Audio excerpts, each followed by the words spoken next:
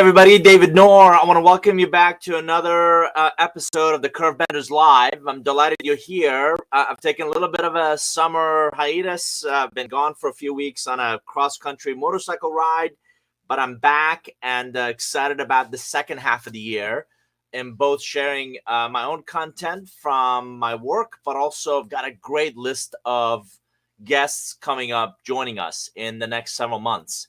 Thought leaders, executives, people that I've genuinely just really appreciated getting to know for their respective worlds, their respective area of competencies. And I wanted to share, I've asked them to share not just their thinking, but also the implementation of great ideas. Just a quick summary. Curvebenders, for those of you who may have not joined us or know anything about me or my work, Curvebenders, my latest book. This is book number 11. It came out just a few months ago. And it is all about the intersection of the future of work and our strategic relationships. And in it, I talk a lot about to remain relevant, you're going to have to accelerate your personal and professional growth. And the best way I know how to do that is not our traditional linear. Think of a 45-degree angle truck ramp. Learn, maybe at some future, figure out how to apply it. But really what I call nonlinear growth, which is how do I find a problem, identify a challenge in my world? By the way, I don't need a 4-year MIT degree to learn how to code. I'm not taking anything away from undergraduate degrees. I think they're incredibly valuable. But that traditional linear growth doesn't really give us a chance to immediately apply that learning. So what I want to do is go take a 30-day coding course. A lot of it is free and available. Solve that problem, and then tackle the next one. So the immediate learning and application of that learning, and including, failing, including setbacks, that's part of that growth. That's what's going to keep us relevant. And it creates this hockey stick journey versus the truck ramp. And one of the coolest enablers of that growth are our relationships. So you cannot do this with just anybody. Ideally, if they're people you've known, you've got battle tested, they're proven, you don't have to feel like you have to impress them. And in many ways, they like you just the way you are. So for our audience, we're live on LinkedIn, Facebook, YouTube, Twitter. I would encourage you to jump in with questions, ideas, perspectives. I think Federico is here. Delighted you're here. And thanks for the kind compliments with the emojis. So jump in with questions, comments, and I'm happy to clarify as we go.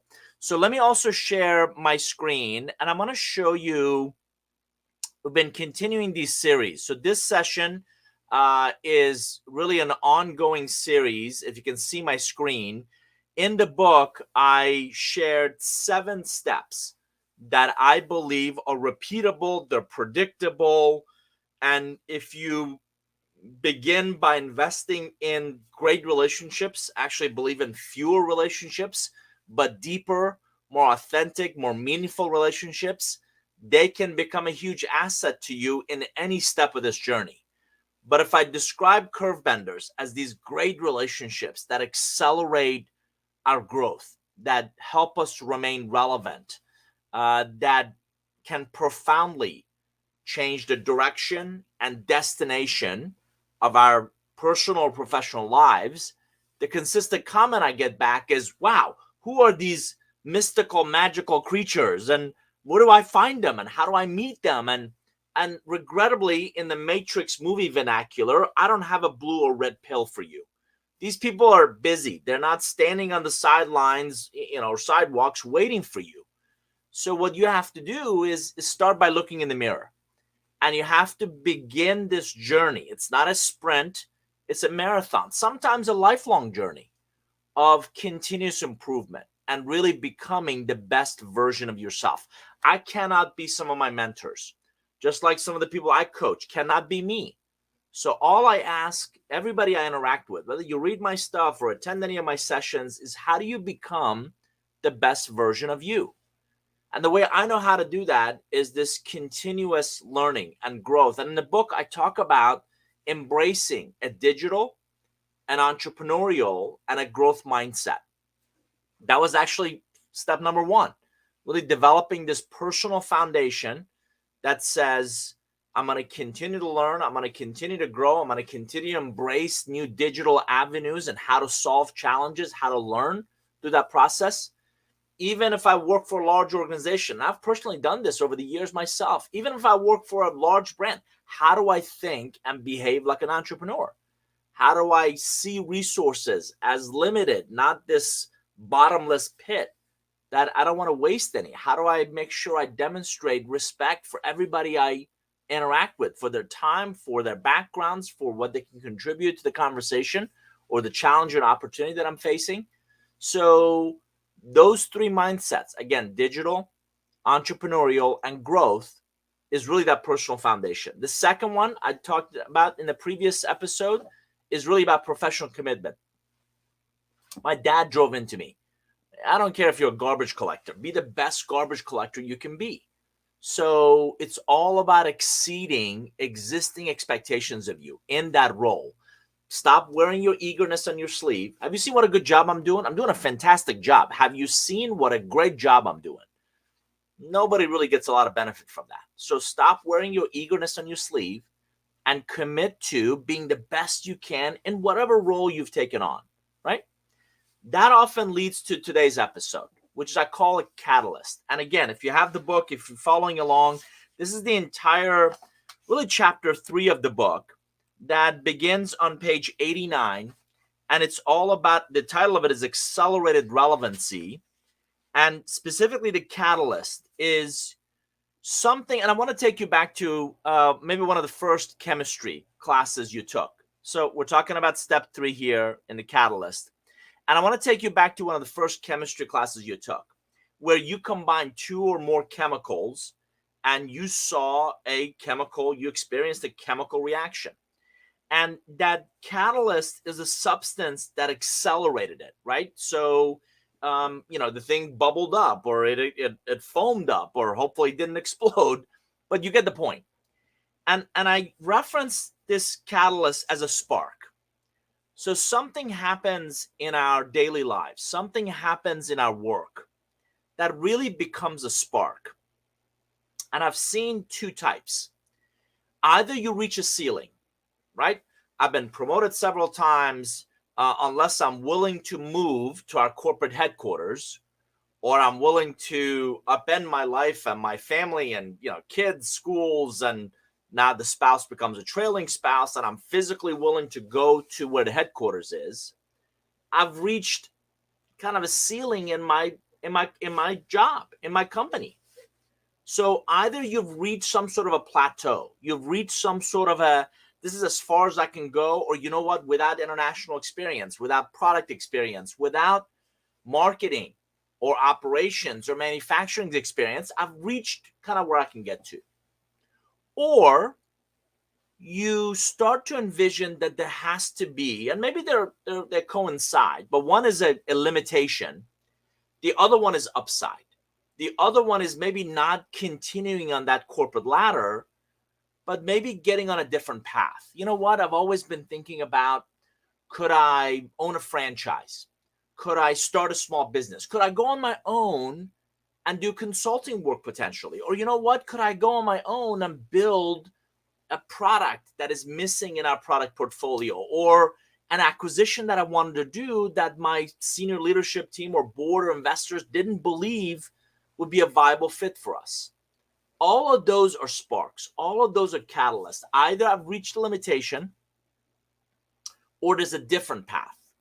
There's a different journey ahead for me. And what this catalyst really does for you is it kind of gnaws at you. And again, I don't know if you've ever been there or not, but you can't stop thinking about it. The proverbial keeps you up at night. It starts to distract you. It starts to take over a lot of your mental capacity, a lot of your energy. You find yourself researching. Either scenario, either I've reached a ceiling or there's a new path, there's a new direction. But you start to research it. I found that in my own world, I start to discreetly socialize it. go to a handful of people I know, I like, I trust. I call that my inner circle, and start asking questions. Hey, here's something I'm thinking about. Or have you noticed? Or you own a franchise and you worked in a corporate world. How was that transition for you? Or you've been on your own. I had this conversation with somebody else the other day. This is the 20th year of our consulting business. And I found some fascinating data that most consulting firms don't get past about 5 to 7, right? They either sell or the person leaves and goes back into an operating role or whatever happens. But it typically doesn't, most cases, they don't go past about 5 to 7 years. So somebody was asking me, what's been the secret? What's been, and I reminded, I just literally have this on my shelf. I don't know if you can read it or not, but it says, I love my job. And it might be very simple, but I keep it in front of me to remind me that the day I stop loving what I do, the day I'm no longer excited about it or passionate about it, or kind of clients we work with, or the difference we make in their lives, the day I should hang this up and go do something else. So that spark, that catalyst becomes in some ways all-consuming. You're now thinking a lot about either that ceiling or a different path. Again, I start to socialize it. I start to read a lot about it. In my past, I've attended conferences, industry associations or conferences or events around that topic. You heard Curve Benders was book number 11. I'm writing over this shoulder, the green one, Relationship Economics, was my best-selling book. First book, Wiley was kind enough to ask me to completely rewrite it. So I'm finishing that up this week, interestingly enough. So, and before I published my first book, I went to Book Expo America. BEA is the largest book conference in the world. And it was at Jacob Javits in New York City, and over 3 days, and this massive, massive sprawl of anything and everything book related. And I immersed myself into learning all about books and book publishing and the different types and paths. And so when you want to pursue something, and I'll talk about more about this in the next episode, but the catalyst becomes that spark. And without that spark, you're not going to get a flame. Without the flame, you're not going to get a fire. And that spark ideally is productive, it's constructive, it leads you forward. And I found out that there's really 3 types of a catalyst for some sort of change. That's what we're after in our lives. A catalyst is typically a spark for some sort of a change in our lives. If you've hit a ceiling, it might be a different division, different business unit. I always rather deal with a devil I know versus devil I don't know. So ideally, it's within the same company. If not, you may change companies. I've known executives and leaders who've changed industries. But it's some sort of a change once you feel like you've reached a ceiling. A director of sales who, for whatever reason, is not getting promoted to a vice president, goes to another company and takes a vice president role, maybe a smaller company or another part of the ecosystem. A VP of sales who's been really successful is not getting that chief revenue officer job. An operator in finance or other parts of the operations is not getting a crack at that COO opportunity. So a lot of times, folks, when they reach a ceiling, they think about leaving the department, the division, business unit, function. I have an uncle that's been with one of the hospitality companies for a whole bunch of years. He moved from food and beverage to restaurants and kind of running restaurants for a bigger property, and then operations and room service, and ultimately became general manager. So a lot of times folks change when they feel like they've reached the ceiling. They change functions, business units, and the biggest change in that corporate arena is to change companies. And I appreciate Tim Calhoun's here jumping in. Agree with this. I do the same thing. I use my sounding board professional friends for this exact thing and recently made this change. So, Tim, kudos. By the way, Tim, I love the fact that those people know us, hopefully like us for who we are. And as I said earlier, you don't have to feel like you have to impress them. So you can be candid. Sometimes you can be raw. Here's what I'm really struggling with. Here's what's working for me. Here's what's not working for me. Here's what I'm after. And I love conversations I've had with people, and they said, that's brilliant. Go for it. And I've also had some conversation with people that are like, what the hell are you thinking? Right? That's just not sure that's the right lens for you or angle for you, where you are with your life and family and age of kids or whatever, right? But that sounding board, that inner circle, we all need them. So thanks for jumping in. A great point. So this catalyst for change, I want to plant the seed with you that there's three types. One is really a simple one. This is the easiest. This is the most common in our lives. You know what you need to do. You know how to do it. There's often a right answer. There's a cause and effect of kind of what's happening and your desired change. You just, and by the way, your ability to make that change, pretty high success rate, right? So you've been in sales, you've been a sales manager, you understand sales, you're talking about going somewhere else and being a sales manager. There's a lot of that is known. Now you have to do a better job in your due diligence and make sure so you're going to an environment, but you're selling basically similar products to the same market. You're not changing industries, you're not massively changing geography.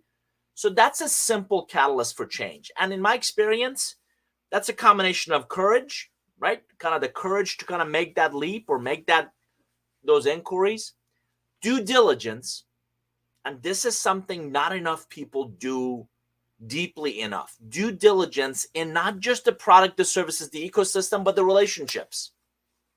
Due diligence into the relationships. You know how companies do a reference check on a candidate, and the best recruiters I've ever met will get some references from you, but they also do their own deep level. They want to go talk to people who you haven't listed. They want to go talk to people who left the company, or they want to go talk to people who maybe didn't get along with you as well. I've learned also sports, particularly D1 sports, and if not professional sports, also do this with their athletes. Because beyond their on-field performance, I want to know what kind of person that is. Are they going to get arrested for doing something really dumb? Because that's really their off-the-field life. So great recruiters do not just primary reference checking, what you give me, but also secondary, if not tertiary, particularly a high visible job. Regrettably, a lot of candidates I've met don't do that level of due diligence on the companies. And then they walk in and maybe 3 months, maybe 6 months later, they're really surprised by how the leadership or the board or the investors or this partner or the job turns out. And when I ask them, tell me about the due diligence you did on the job, they kind of know that they didn't do as good of a job as they could have or they should have, right? So between Glassdoor and between LinkedIn and between just your network, good chance. And again, we've proven this. You're typically 3 degrees away from almost anybody else you want to meet. You know someone who knows someone who knows somebody else. That is very relevant. That person left that VP of sales or left that COO job or has worked with that CEO that you're about to join in a previous company. Most industries are fairly incestuous. People kind of know each other, and there's this informal, unwritten set of rules and guidelines. And so as a candidate, if you're going to make a simple catalyst for change, changing jobs, what level of due diligence are you doing on, again, not just a product and the service is easy. The ecosystem, a little more challenging, but still, who are the resellers? Who are the integrators? Who are the key players in that ecosystem? The relationships, the due diligence you can do on the relationships. Tell me about John. Tell me about Susan as a leader. Tell me, I want to be successful there. What's the best way to work with Tom? Tell me about Steve's nuances. Tell me about Sam's kind of quirkiness. And we met and he wouldn't look me in the eye. Is that just kind of the norm, or what's happening there? So you have to do your due diligence on the individuals. But the simple catalyst for change, fairly straightforward. You know what you need to do. You know how to do it. You've got a good chance of succeeding. The second type of catalyst is really a complicated one. And in the book, I use the example of, think of heart surgery, building a rocket, or a unique technology design. There's a definitive process for that change. that's been addressed in the past, right? There's typically multiple answers on how to do something. You'll need specialized expertise. You have to understand really what's happening. The effects of this catalyst are gonna be subtle, but certainly discoverable. So if you think of a simple catalyst for change, pretty straightforward. You know what you need to do? You know, people have done it before. Complicated, there's multiple paths. It's still done. It's going to be a deeper. This is how do I take my sales, since I brought up sales skills, in selling one product and one industry to one type of customers and go in a completely different sales field?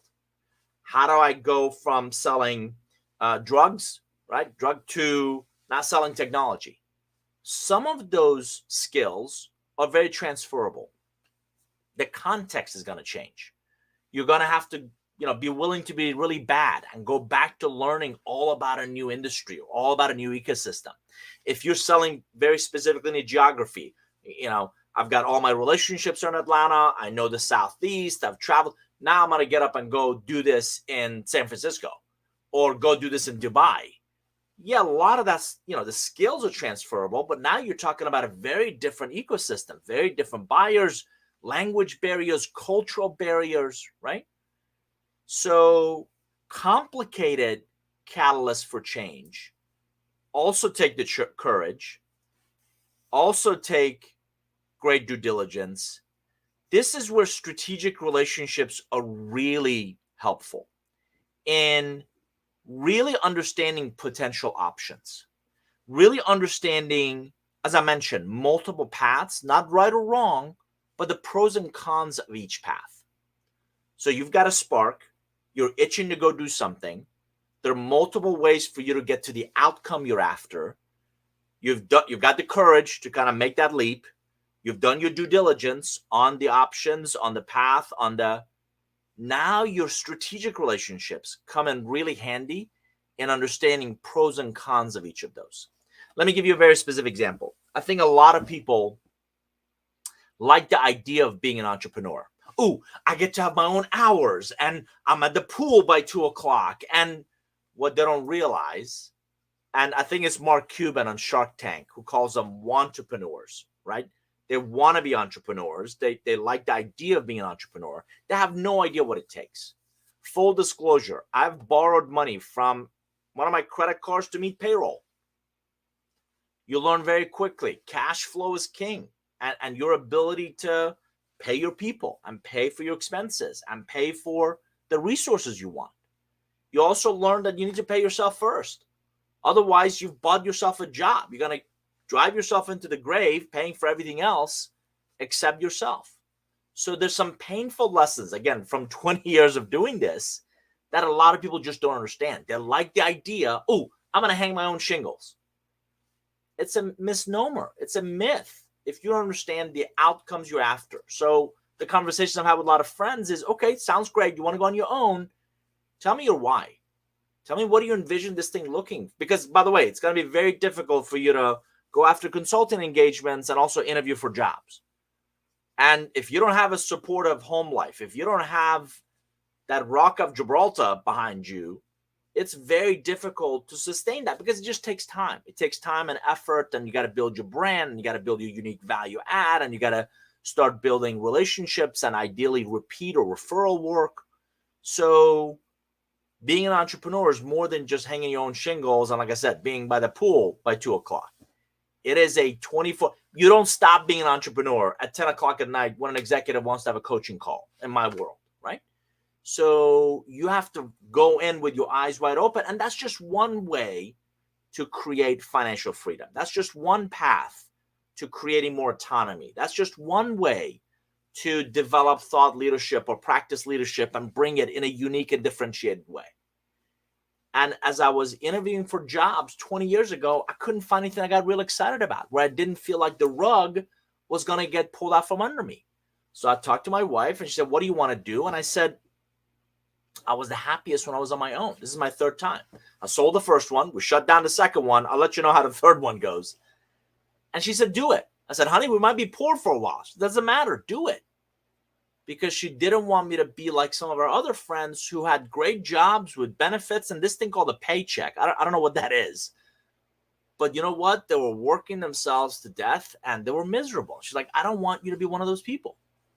So through ups and downs, thick and thin, some tough times, some great times, right? That supportive home life has always been there. That's a critical part of entrepreneurship that a lot of people don't think about.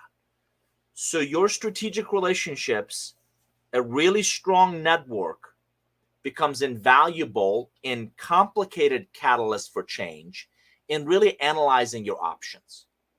And again, complicated, like building a rocket, heart surgery, unique technology design. There's typically multiple ways, multiple paths to get there. Each of them is investment. Each of them will take time, a lot of time, effort, resources, and patience. And again, strategic relationships can really help you think through those options. So if you just joined us, I'm David Knorr. I'm talking about this idea of curve benders as incredibly strategic relationships based on my most recent book of the same title called Curve Benders. And chapter 3 is talking a lot about accelerating your relevance and a path to meeting potential curve benders. In the last couple of episodes, I've covered the first 2. This is step 3 called the catalyst, where spark happens and you realize you've either hit a ceiling or there's a better journey, better path for you ahead. I would encourage you to jump in with questions, comments that might be relevant, and I can help answer for you. We've been talking about 3 types of catalysts for change. Number 1 was simple. You know what you need to do. You know how to do it. Just takes courage and due diligence to kind of make that change. The second one is complicated. Heart surgery, building a rocket, new design, technology design. It's a known path. There's several options to get there. You still need the courage. You still need the due diligence. Strategic relationships can really help you think through the pros and cons of each path. The third type of catalyst for change in the book I talk about is complex. These are typically the hardest for us to tackle. This is also where those curve benders, those few relationships that leave an indelible imprint on our lives, are incredibly valuable. A good example is, think of, my kids are now 20 and 18. Think of a child's different growth stages. Think of maturity of an organization. I would submit in different life cycles, you need very different skill sets, very different types of people. You need to surround yourself with very different types of expertise. In complex catalysts for change, there is no single right answer, predominantly because there's contrasting views, values, set of beliefs.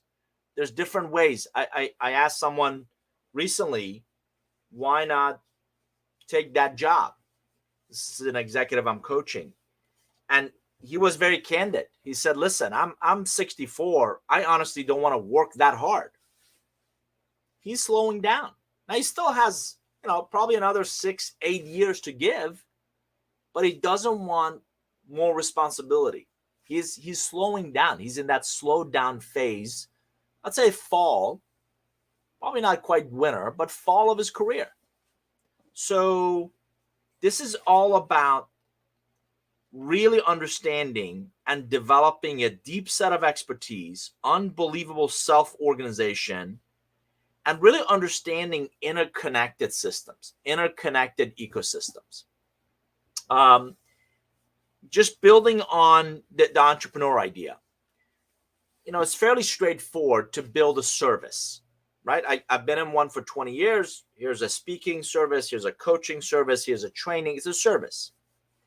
It's a very different world, I believe, to build a product, specifically a technology product, very specifically a SaaS-based software as a service, subscription business model where you need deep technical expertise and development, and you're trying to solve an enterprise solution. Have other people have done it? Absolutely. You're trying to go into a new direction. Think of Internet of Things. Think of blockchain technology. Think of quantum computing. A lot of these emerging technologies where the expertise is still evolving. It's still developing. And I may have the business case for it. I may have a compelling idea of I want to build a marketplace for data scientists to come together. Great. On the surface, sounds fantastic. I'm not a data scientist. I know enough to be dangerous about that space. I'm going to need others to kind of help me get there. This is the complex catalyst for change. It will not only take courage, it takes enormous amount of patience. It takes not just due diligence, it takes experimentation. So your due diligence ideally leads to a hypothesis, right? So here's the problem, by the way, not a nice to have or nice to be able to solve, but must solve, must have. My hair, as a friend of mine, Charlie Paparelli, says, this is a my hair is on fire kind of a problem, right? So you've identified that problem. You've identified a potential solution, not right or wrong, but a potential solution. Now you have a hypothesis. If I go solve this problem for this target audience, this target ideal, people call it ideal customer profile. I call them ideal relationship profiles. They're going to be willing and able to solve, pay for it, because they always could be willing, but not able to pay for it, or able to pay for it, not willing. It's not a big enough problem. So now you've got a complex catalyst for change that takes, again, courage and patience, due diligence and experimentation, strategic relationships, not just as part of asking pros and cons, but in many ways you need co-creators. I need a co-founder for that tech company. I need, I'm trying to open up a warehousing and supply chain and logistics business. I need somebody who's got deep expertise in there. And now you're going to benefit from exponential relationships, because not only do I have my relationships to go ask, but ideally you have that other person. And I don't believe these individuals are going to be employees. I think they need to have a substantial material role in where you're going, how you're going to get there. Co-founders, equity partners, right? Other people who bring a very unique set of skills that you may not have. And this is a classic case of 1 + 1 = 11. Because I can bring a piece of this, I can bring a component of this, but together we're dramatically stronger. We're a lot stronger together. So that's the kind of catalyst for change that will really help propel you, whether you feel like you're stuck or there's a new avenue. And that's kind of what I want you to think about. All of our research through writing this book led to really the understanding that the arc of any job is about 3 to 5 years. 3 to 5 years, you've learned how to do that job. You kind of know the ins and outs, you know what works, you know what doesn't, you know what to do, you know what not to do. So if you think of an S curve as the arc of that job, as you, and I've done a previous session on this where I talk about, early on, there's a point of diminishing return because you're investing. Then you kind of start excelling at it. Then you hit your stride. Then you kind of reach a plateau, right? That upper arch of the S. And I wrote about it in the book as well. At that point, you have 3 options and 3 options only. You can jolt some excitement, new job, new role. That will help you rethink, reinvent what you're doing. You can choose to do nothing, and that's when it starts to decline, and it shows in how you show up. Have you noticed yourself, trying to wing it? Or, I don't need to prepare for that meeting. Or worse yet, you hit the snooze button 10, 12, 15 times in the mornings, right? Or ideally, you're hitting the next S curve. You find that next growth opportunity, and you hit your investment and really excelling at something and the next stride, right? So a catalyst is that spark. Whether you've hit a ceiling or you want to go pursue a new path, to start thinking about the next chapter, to start thinking about this journey of now to next. How do I reach that next proverbial next level? How do I become the best version of myself in kind of what I'm doing, how I go to market? And as I said earlier, the first couple of steps, and if you haven't listened to or watched the previous ones, you can just find them norgroup.com/podcasts, plural, or just my LinkedIn profile. If you scroll down enough, you'll find the previous versions. But as I said earlier, personal foundation was the first one. Second one was a commitment, an absolute professional commitment to, and I'm bringing up the 7 steps again, professional commitment to really becoming the exceeding current expectations of you. Catalyst, as I said, is really an awareness of either something's missing or something you aspire to achieve, something you aspire to reach or go after, go get. But that spark is really critical. In subsequent sessions, I'll cover immersive inquiry. There's a whole method of how to go do that. Obviously, we'll talk more about the strategic relationships. Agile execution is step 6, and connection cadence is step 7. But as you can see, these are all almost like a jigsaw puzzle connected. And I've never seen somebody succeed with immersive inquiry that really wasn't led by catalyst. I've never seen a professional commitment where there wasn't some sort of catalyst. They were just missing some of those things. So that's kind of where we are. Let me leave you with the biggest challenges, the biggest roadblocks I've observed in coaching and working with executives in this third step of a catalyst. I mentioned to you earlier courage. I mentioned patience. I mentioned due diligence. I mentioned hypothesis. If I go solve this problem for this target audience, here are some of the big assumptions I'm making that I want to go test some of these hypotheses. I mentioned strategic relationships. I mentioned co-creators. Most challenges I see obviously falls in one of those 6 buckets. A lot of it is courage. As you get older, a lot of times we tend to think more about our obligations and unfortunately less about our aspirations. Because you have obligations. I have wife and kids and mortgage and car payments and college payments, and a lot of these things become anchors. They're actually self-perceived anchors. They are, and I'm listen, you got to do what makes sense for you and your family. I'm never going to argue against that. Yet I've also seen incredibly supportive spouses go back to work, right? So you have one stable income while you are able to go pursue your entrepreneurial. Or a really supportive spouse that says, I'm willing to go where you want to go so you can take that role or that next opportunity. But that part is really critical, and it's self-imposed anchors. So I would encourage you to talk through it with people that are closest to you.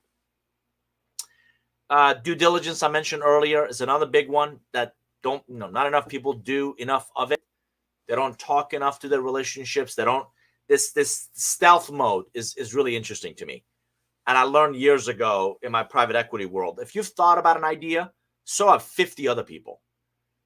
The opportunity is not the idea. The opportunity is really execution of that idea. The opportunity is the potential growth, viability, and milestones of that idea.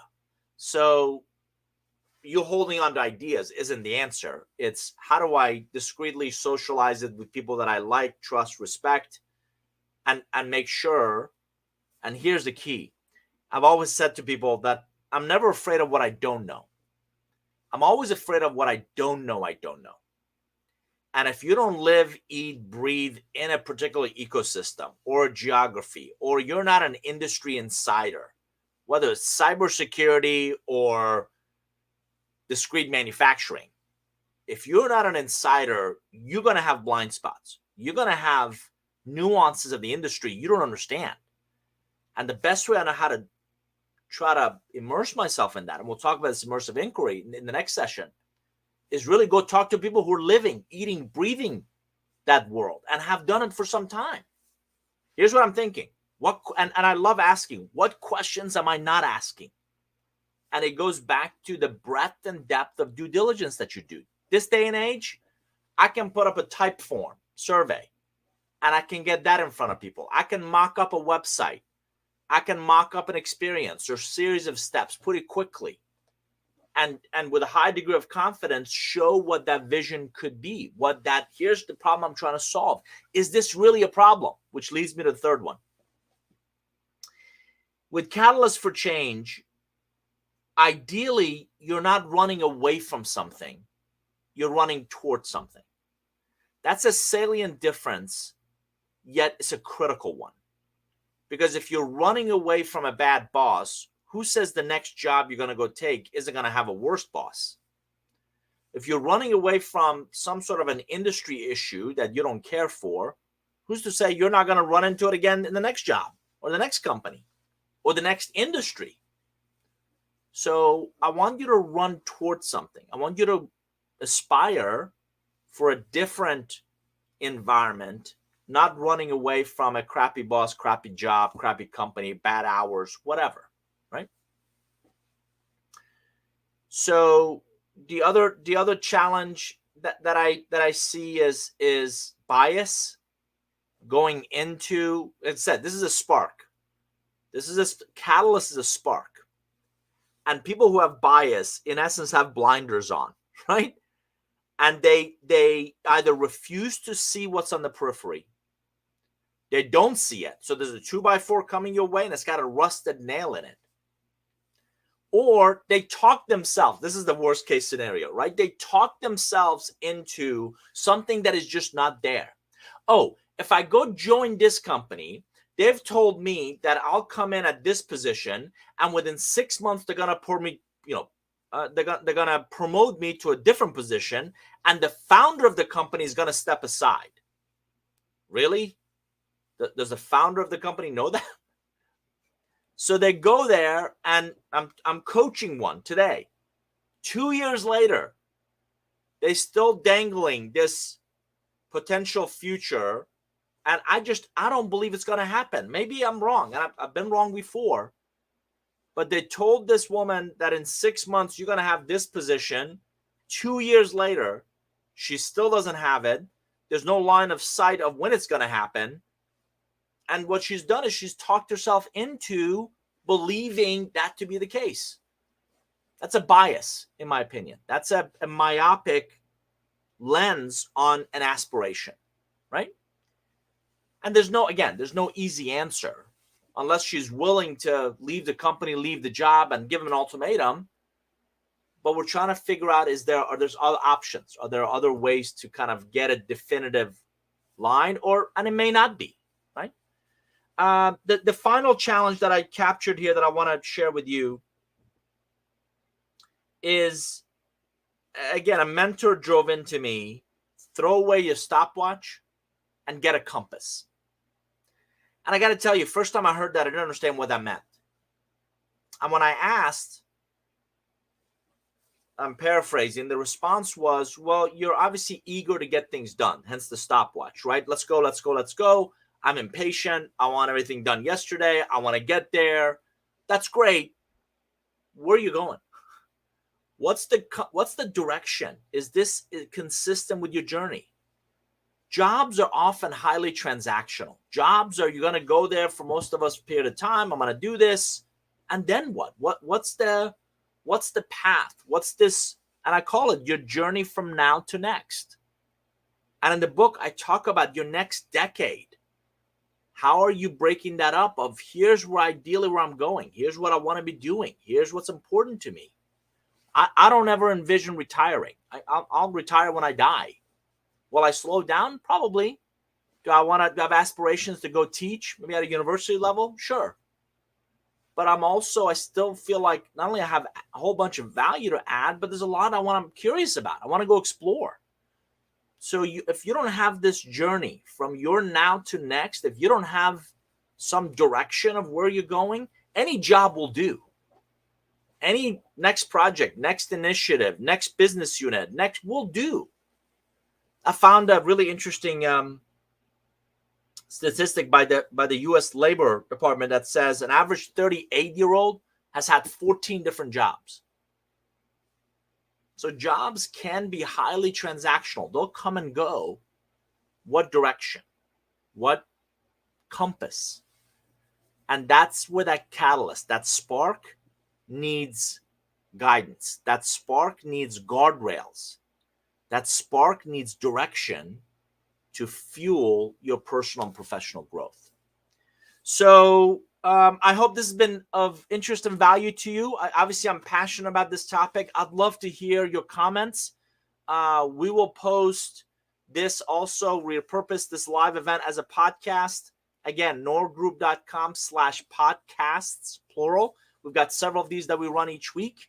I would love to have you come join us in our Nor Forum community. So if you go to norgroup.com/forum, and I'll put it in here as well, norgroup.com/forum. That's our online community. It's a private community. What I've found, many ways, these public social networks in the last several years have become highly polarizing, highly promotional, somewhat political. And this is a trend that we've observed. I belong to 4 or 5 different micro communities. Think of your favorite deli or your favorite butcher. You're not going there to have your tires changed. You're going there for a very specific reason. So we have something called the North Forum. It's our private online community. I would encourage, Dan is our community manager. Elaine also helps out there. So I would encourage you to come join us in the North Forum. And we'll post links. We'll post comments. I'm there every day, adding Nor Noon nuggets, adding Nor Noon questions, articles, perspectives, surveys, interesting things that come across my radar. A lot of great discussions going on. So I hope you'll come and join us there. Until then, have a great, in the U.S., is our Independence Day coming up next week. Have a great 4th of July holiday, and I'll see you again soon. Thanks, everybody. All the best. Bye-bye.